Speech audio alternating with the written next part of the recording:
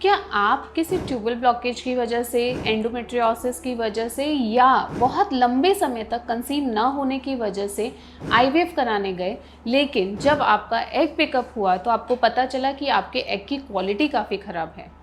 क्या आप इस एग क्वालिटी ख़राब होने की वजह से डोनर आईवीएफ पे जाने के लिए मजबूर हैं, लेकिन ये आपकी पहली चॉइस नहीं है? नमस्कार, मैं डॉक्टर चंचल और आज हम बात करेंगे IVF failure with poor egg quality.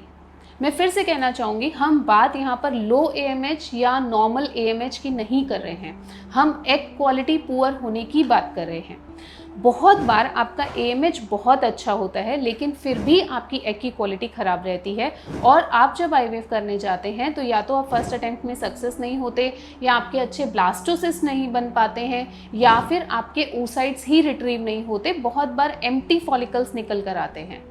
अगर ऐसी कोई समस्या है तो ज़्यादातर ये पीसीओडी के केसेस में देखने को मिलती है, या फिर एंडोमेट्रियोसिस के केसेस में देखने को मिलती है, या फिर ट्यूबरक्लोसिस की कोई हिस्ट्री है और ओवरीज डिजेनरेट हो गई हैं, फॉलिकल की क्वालिटी उसकी वजह से भी खराब हो सकती है।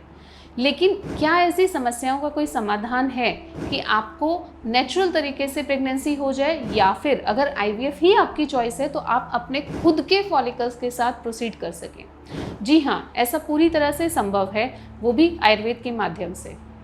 नौशीन जैसे बहुत सारे पेशेंट्स हमारे पास आए थे जिन्होंने पहले 2 बार 3 बार आईवीएफ किया और खुद के फॉलिकल्स कई बार बने, कभी कभी नहीं बने, और फाइनली डॉक्टर्स ने ऐसा बोला कि आप अपने एग से कंसीव नहीं कर सकते हैं। लेकिन उसी पेशेंट ने अपने खुद के फॉलिकल्स को स्टिमुलेट करा के एम्ब्रियोज बनाए और ट्विंस कंसीव किया।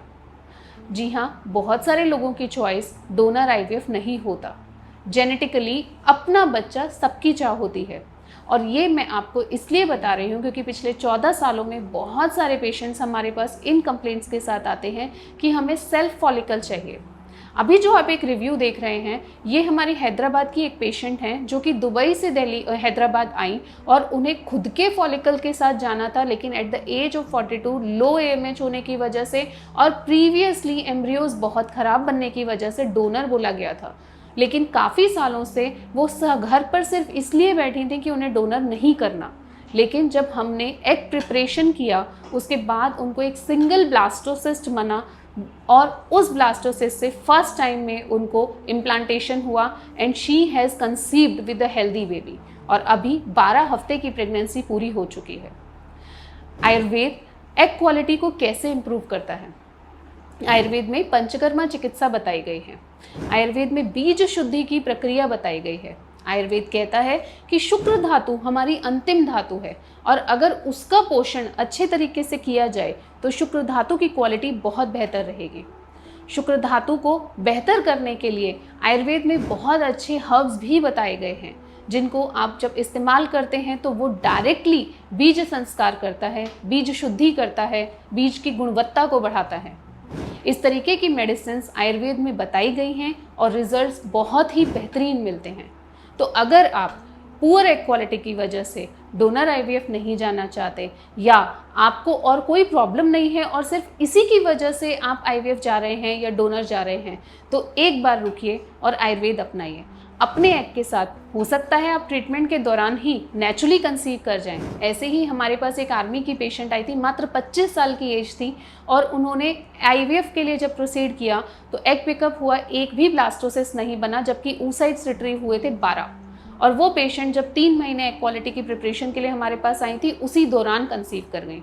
एक और पेशेंट की वीडियो आपने देखी थी, साक्षी, उनको भी आईवीएफ पुअर एग क्वालिटी की वजह से फेल हुए थे, और जब हम एग क्वालिटी का ट्रीटमेंट कर रहे थे उसी दौरान वो न केवल कंसीव की बल्कि एक हेल्दी बेबी भी डिलीवर किया। तो ऐसी जो भी प्रॉब्लम्स हैं, these are successfully treated with Ayurveda. आप अगर ऐसी समस्या से जूझ रहे हैं तो आज ही आयुर्वेदिक परामर्श लीजिए।